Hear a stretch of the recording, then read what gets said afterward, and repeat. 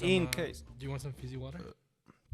in case they wanted to, Thank you for burping. For the maybe the burping helps with the. So today, So besides, you need to put this away. Besides Perrier and Piadinas, what else are we talking about? talking about life in general. Now we just want to talk quick one today. We want to talk about shit we bought that we wish we didn't, and shit we didn't buy that we wish we had bought earlier. Are we good with the mic placement? Yeah, take it a bit closer, but other than that, you're good. Really? Yeah, Like this. that's a bit closer. Too close. Are you gonna monitor the whole episode with the? Maybe I might. I feel left out, but that's all right. That's all right. So yeah, Just trust me when I say you're sounding crisp and clear. mic. As long as you're getting close, Yeah, is that okay? that's better. Okay, thank you. Thank you for this 5-minute intro. So tell me now what we're talking about. We're talking I need to know. about shit we bought that we wish we didn't, and stuff we wish we had bought sooner. Filmmaking and like So underlining gear. surprise. Romain is talking about gear. Phil told me to talk about this, so yeah. No, but That is actually filmmaking not is true. like But that's okay. filmmaking is a job where like gear plays a huge part of like what we do. Of your life. Oh, Of my life, no, but of what we do. yeah. Innovation is like skyrocketing nowadays. We have new companies releasing new stuff like almost every month, it seems, and new tech is coming out, and everybody's pushing like everything to be like the life-changing stuff you need to buy, especially YouTuber and like influencers and stuff like this. And yeah, today we have a little bit of experience with this, and we just want to talk about stuff we wish we had bought differently, because over the years, like I've accumulated a lot of stuff that were just dog shit from like the get-go. And if I had spent a little bit more money immediately, like I would have spent eventually less money in the end. But then again, you would have needed to know exactly what's Exactly. good, what's not, and that's hard in the beginning. So That's why we're here, and we're trying to help out the young someone that bucks starts that out. are starting out, but also talk to the older people, like more experienced DPs and filmmakers. So maybe you can relate to what we say. So what did you wish you didn't buy? I thought about it yesterday night, because like there are a lot of stuff that I wish I had done differently, and I think one of the first thing is cheap ND filters. I got so many. So ND filters, if you watch this podcast, you probably know what it is, but it's basically like sunglasses for your camera, so you can have the right shutter angle, like the right shutter speed to get like the right motion blur, whatever. But ND filters, not all ND filters are created equal, and especially when it's first start off, you usually use variable ND. So this is an ND like polarizer filters turning and basically giving you different type of NDs. And some of these cheaper ND filters are really bad in terms of color cast. Color cast is essentially when you put something in front of your camera and it changes a lot of the colors that the camera can perceive, because basically you're adding glass in front of the... Because the ND is only supposed to darken your image, Exactly. not change the color Exactly. in any way. I think like all Which NDs... probably no ND manages to do I think they're- completely 100%. Exactly. There are We have to lots of say. different NDs, and some NDs are very good in terms of color cast. They're very manageable in terms of like the amount of correction you have to do in post. But some of the cheaper NDs, when I first got my first camera, and I was like, oh, I need a variable ND. I don't even remember the brand, but I got it on like a website. So it was a variable one. Yeah, a variable one. How much did you pay? Probably like $50 or something. Yeah. And like I put it on, and like everything turned green. I was like, ooh, this is not normal. And I don't know, it's just like super janky. The build quality was not that great, and it was not great. And like I ended up purchasing another ND like probably like 2 months after that, which was a little Already? bit more expensive. Yeah, but that gave me less color cast. Yeah. And you still have that? I still have that, but then again, after that one, I made some research. noticed I again. got another one for a little bit more expensive, and at the end of the day, now I'm mostly shooting with So like. that's the one now? If I need to use variable NDs, yes, but now I'm trying to stay away from variable NDs and try to use like just like NDs, just Square like NDs. square NDs. Why?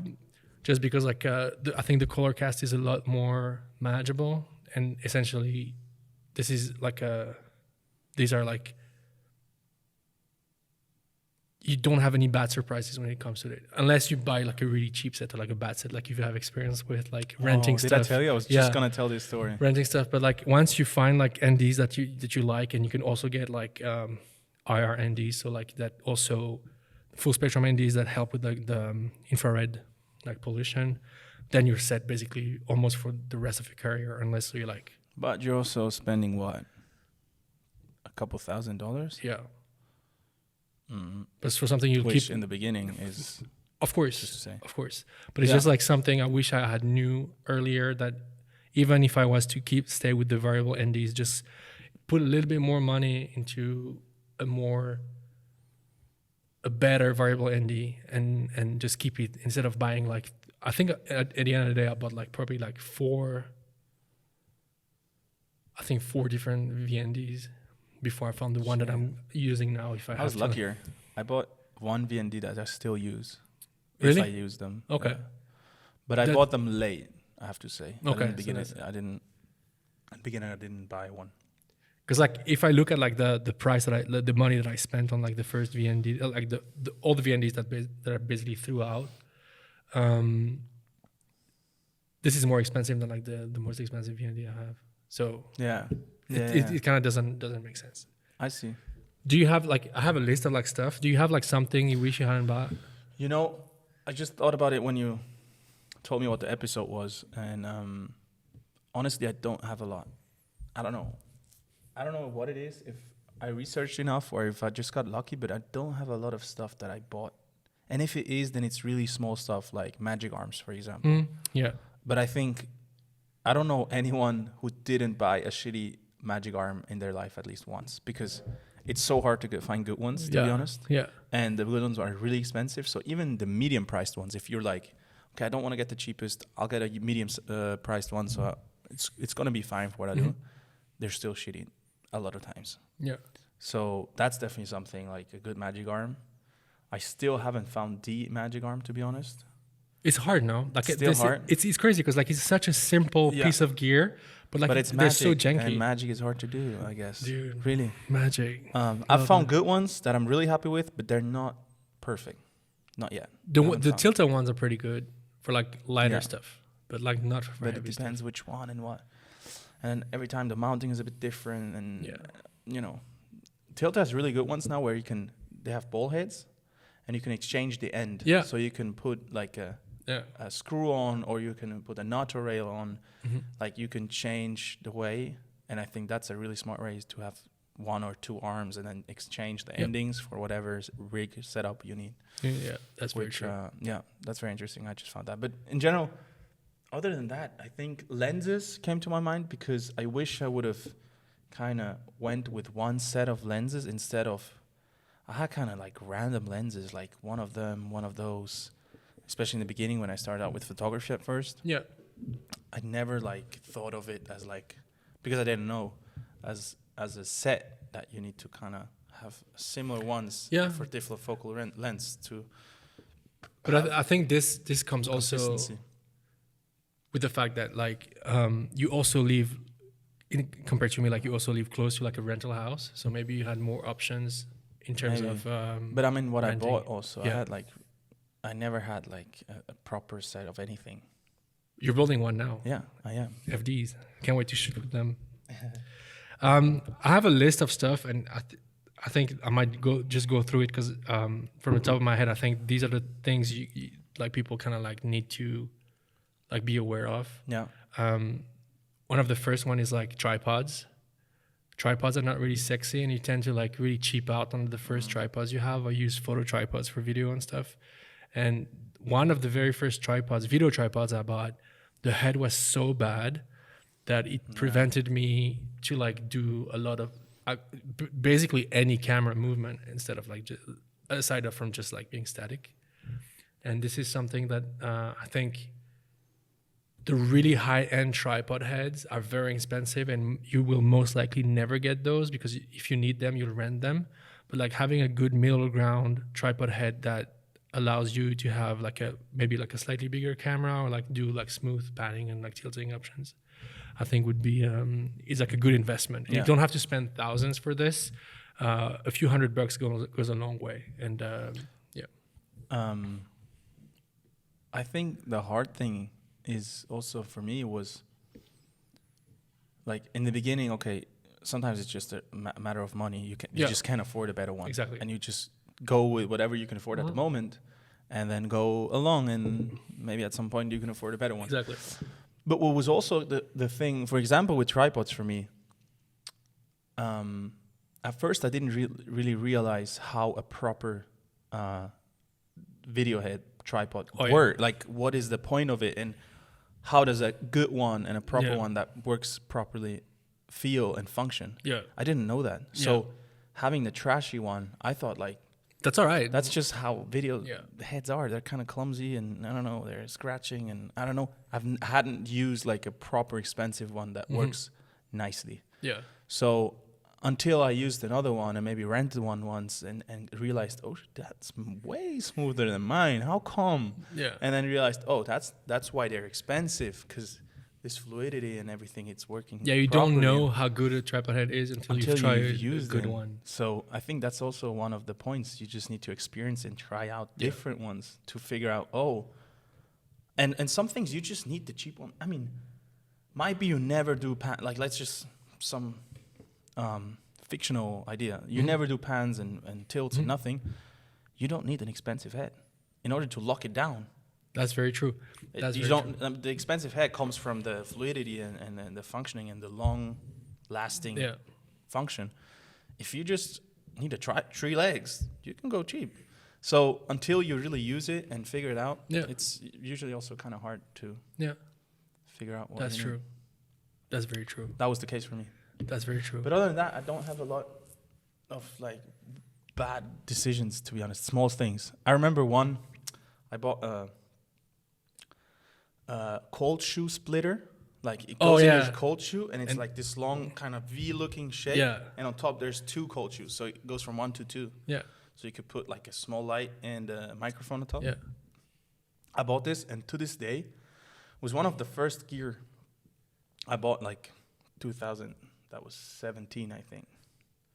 I never used it. Never used it to this day. I think I still have it. Why did you buy it? Because like you were like, I thought like, might be cool. Shit, like what if I want to put the microphone and a light or whatever, or monitor and a light? Yeah.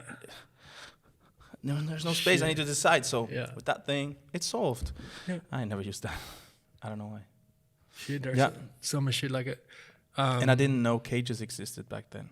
Oh, so it was like in the actual camera, like mirrorless, just bare camera, not mirrorless. It was like a, like a DSLR. Yeah, like a DSLR.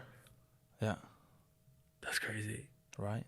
And talking about stuff I bought and never used. There's but I think it is really is because of my use case and stuff. But like a shoulder rig, like we talked about earlier. Yeah. I'm too tall for shoulder rigs, but I didn't really know. And it was one of like the first bigger shoots I did. I was like, I really want this shoulder rig or whatever. So I bought one, and then I used it like maybe twice in like maybe 5 or 6 years. That's interesting. And it's because you're too tall. And I'm too tall. To film like regular people. Yeah, and like the eye line is completely fucked up. Kneel down. And I think it's just easier to like either handheld or that it makes sense for like more average. I think it looks better if you're shorter, because like you can always step up on like an apple box or something. But then again, that's still a pain if you're like walking around. You can't do that. Yeah, you have to be average. You have to be like between what 170. Just like me. You average. Yeah, you're in any way. No, you're perfect. You're perfect. No, but that's true. I never thought about that. Yeah, eye line is good. So it's easy rig for you. Easy rig, like much better. So and like chest height is like perfect. Yeah, perfect. Because like I'm seeing some like probably like maybe 10 to 20 centimeters. Let's say like an actress is like 170. I'm probably like almost 30 centimeters. 2 meters above that? Yeah, no, like 30 meters, like the easy rig, and like the chest height is perfect. Chest height is perfect. I think like if we just go down the list, and like this is going to be a short episode, but like shitty softboxes. I bought a cheap one. and it was a pain every time I was on set. Yeah. I would waste maybe like five minutes trying to build it out, give me cold sweat all the time. Like the fabric was nice, but like the build quality was pretty terrible. And if you look at the price, I think it always comes down to like, for all the gear you buy, it always comes down to like the amount of money you spend versus like the amount of money you could spend for like the better quality that would last longer. Yeah. And I think, let's say, Buy cheap, buy twice. What's the rule there? yeah, Buy cheap, buy buy twice. And my philosophy when it comes to buying gear nowadays, but that's also because I have a little bit more experience. I know what works and what doesn't And also work, you can afford it. and I can afford it. Is it's more like buy once, cry once type of shit. Did you make that up? No. Like everybody has this saying, but like I never heard that. especially when you start to get to like camera rigs and you get to like higher end stuff, shit tends to be expensive, but it's expensive for a reason. Like if the build quality is worth it, for instance, like you want to buy like, I don't know, like a follow focus or like, you know, something like this, you could buy like the very entry level follow focus by small rig or something. This would work with like most lenses, but like the experience and like if you get on bigger sets and like if, I don't know, to rig the camera, you will like have like issues with it at some point. Maybe the fact that you only can rig it on like one rod instead of two and stuff, it makes it a little janky and stuff. And then for a little bit extra money, you have basically a follow focus that would last your entire career if you don't need something too specific. That's kind of the thing. If you look at both at the same time next to each other, yeah, when they're new, you don't really see the. For example, is a good example. The follow focus. You don't really see the difference because they're both maybe made of the same material. They both have the same functionality. You put them on, you try them. You're like, this one does the same thing as this one. But as you use it for a year or two, you will start to see the difference. And not even, it can be on your first set because it might just be a tiny bit of wiggle and room to play. Then it's already like, I mean, it works, but it's a pain in the ass. It hits the lens almost every time you try to pull. Yeah, it's like small things. And that just goes a long way, Yeah. And also longevity. Yeah, longevity. I think this is like the key. I think, like as you said, when you first start off, you get what you can afford. Like you get what, and that's okay. Also, that's you fine. need to make experience and try it out. You need to learn and stuff. You have something. At least you have a tripod. Yeah, exactly. But after a little bit, and if you're really serious in this like career path, and you can see those as investment as well. You know, for instance, if I don't know, if you have like some lighting gear or like, you know, some like, I don't know, grip stuff, this is something that you will use, you will charge the client, but also other people can rent from you. And chances are, if you have like borderline shit equipment, no one is going to ever rent it from you. And if it's fairly good and like you're one of the only persons in the area that has it, then it's an extra source of income. Yeah, so I think it's just something like, yeah. What was the other part? You said it's shit. I wish I hadn't bought. And the other one was shit you had bought sooner. Yeah. Shit I wish I had bought sooner is tripod for sure. Yeah. This is like one of the, because like this again, this is something that we'll go through my whole most of my career. Use it for the next 10 years. Yeah, I can use it for the next 10 years. There's not gonna be like some hovering device that doesn't need 3 legs anymore. Yeah, it's just something I wish I had bought sooner as well, and that might be interesting to hear from your end as well. Is like a trolley to carry stuff, because for a long time I was like, when I was doing like one-man band stuff, or even with like a small crew, but like everything was shoved in the back of my car, and I would take out and everything would like carry the stuff to where we're shooting.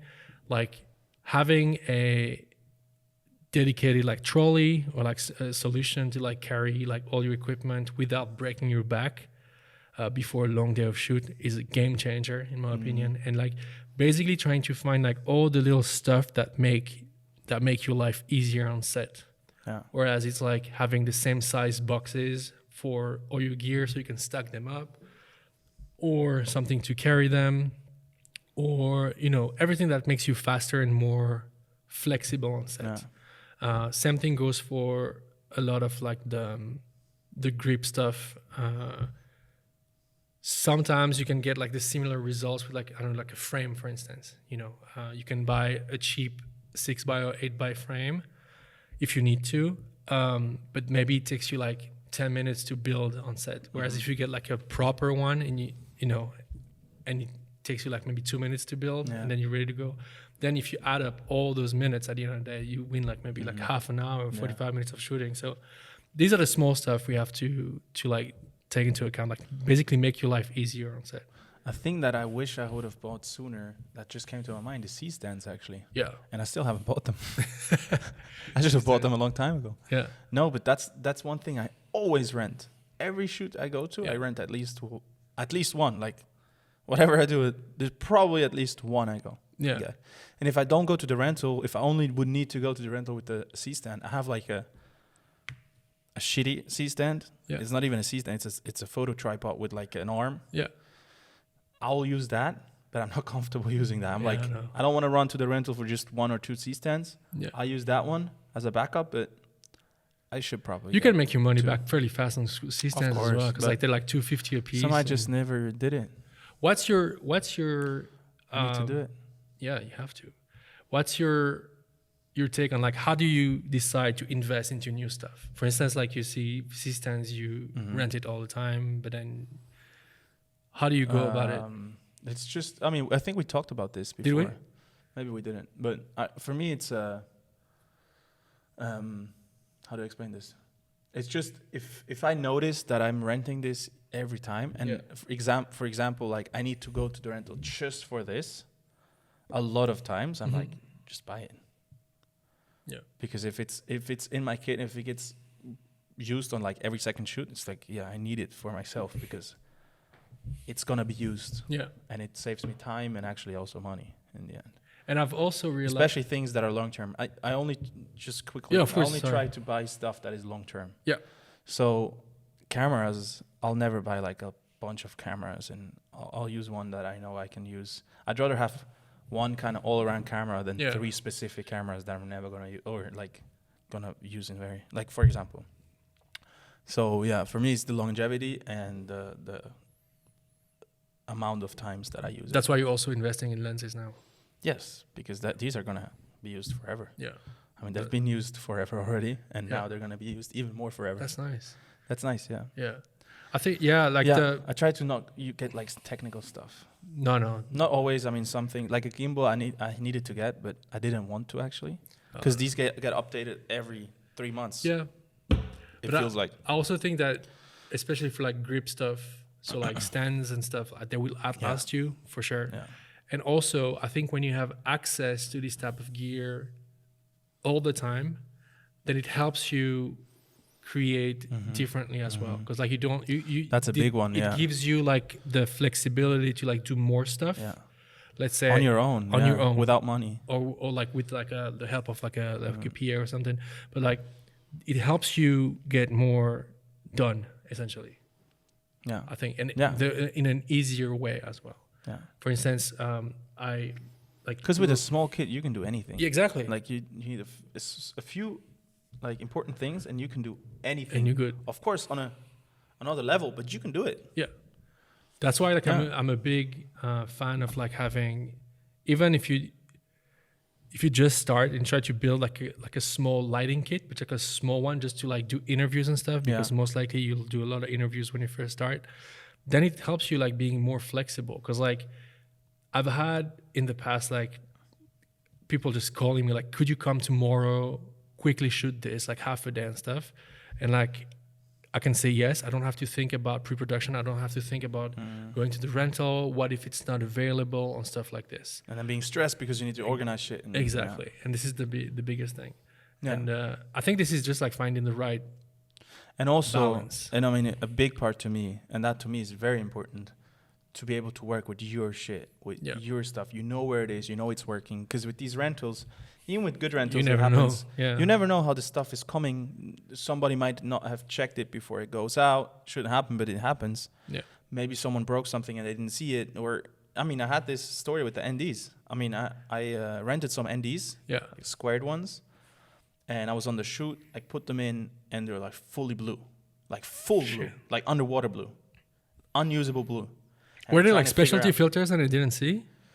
They were labeled as IR NDs, Okay. which I was expecting ND filters with infrared cutting, Yeah. right? So I looked through them and I'm like, what the fuck am I doing wrong? Like I'm putting them in the other way. I'm like, is there a different coating on different sides? That makes no sense. And I tried to like, okay, shit, how would you? Because we were shooting in like half an hour. I'm like, okay, on my side I should have tested, but who tests ND filters if you get them? Like they function. Usually, I thought. Yeah. And I tried to correct it. Like I quickly pull it into DaVinci, see if I can correct it. But then again, I didn't shoot RAW, so shouldn't be doing that anyway. Yeah. And in the end, I called around and I asked them, like, are these, these are ND filters. There shouldn't be any, is it anything special? Am I misunderstanding something? They're like, no, this should be ND. Yeah. Turns out these were cleaned with window cleaner. Oh, shit. So you removed the... Somebody cleaned them with window cleaner and they removed the coating and it broke the whole thing. And did you get your money back? Of course, yeah. And they even gave me a discount on the whole rental because it was a bigger rental than just these. And I was really lucky that someone was able to bring their NDs on set right on there. Oh, that's nice. They had time and we're very lucky. But that just is peace of mind, knowing exactly where your stuff is, in what condition it is, that it's functioning. You know it's working with your stuff. Yeah. It can be the simplest thing, like NDs. You just don't know. Yeah, I think like if you're... And that saves you a lot of people. If you're a cinematographer, I think there are two schools of thoughts when it comes to like your camera package, for instance. Either you don't own anything and you just rent on a per project basis, which is completely fine. And I think like a lot of like higher end DPs and stuff do this because like it's just every project changes drastically based on like the gear you get relative to the gear you use. But like I think for like at least the level I think we're kind of in, having a strong camera package allows you to first be more flexible on rates. I'm not saying we discount everything, but like all of a sudden if a production doesn't have like 100% of like the renting package, maybe you can like be nimble with this. And also you assure yourself you know how to use it and you know how to do it to produce great images with it. And you can decide if you want to jump on a passion project and be like, you know what, I have a camera laying around, I want to go on this project, let's do it. Because if you need it to rent, rentals, they might give you some discounts for passion projects and art and stuff, but still you need to spend money. Your money coming out. And if you're saying like, give me whatever you have, something, or you make out a price, you can do it. And that's also like, I think a peace of mind for production companies sometimes when they don't have big budgets and you just come, you and your gear, and like you can like be flexible with this. Like I've gotten like projects because of not because of this, but like I probably won compared to like another person just because I was just coming with my package. There's a little plus there. A little plus, and like just like a peace of mind from the production agents, like production company side, and like they don't have to think about rental, the camera and stuff. Same goes for lenses, and I'm actually looking forward to like shooting with your FDs. You are? Yeah, because like we should do an exchange once. Yeah. I'll bring you my FDs. You bring me your Zeiss. Yeah. They look like the K35 a little bit. That's kind of the thing. Yeah, just a lot cheaper. Yeah. Yeah. Did you ever do a proper test on yours? No, I haven't. Sure. I have. I'm worried that one of them might be like a little hazy. You don't want to know. I don't want to know. My 50, they probably are. Yeah, they probably are. I found my 85. My 85 is pretty hazy. Not hazy. It's like still absolutely usable. But it's much more like it's kind of at 1/8 of promised on it. Not 1/8, maybe. Yeah. 1/16 if they're. Yeah. But it's good to know. I think it's interesting to see how others different lenses behave. Yeah. Just to understand. We'll run test. Anyway. We could do an episode where just doing tests. Yeah. Like 5 hours. Like a 5-hour podcast. Like a live stream of testing. Oh, yeah. Tell us in the comments down below if you'd be down for... First of all, if you listen this far, because like, congratulations, but... 31 minutes. 31 minutes? Damn. But if you would like a live testing session with our faces. And any other suggestions you have. If you have any suggestions for episodes, might even not be podcast, could be kind of outside, like you said, testing or There could be nothing. Yeah. We do live streams. Or any other feedback you have, just And I'm it very out there. tired. I'm going to pass out because I ate too much for lunch. I need to pee. Yeah. All right. Let's pee. Let's go.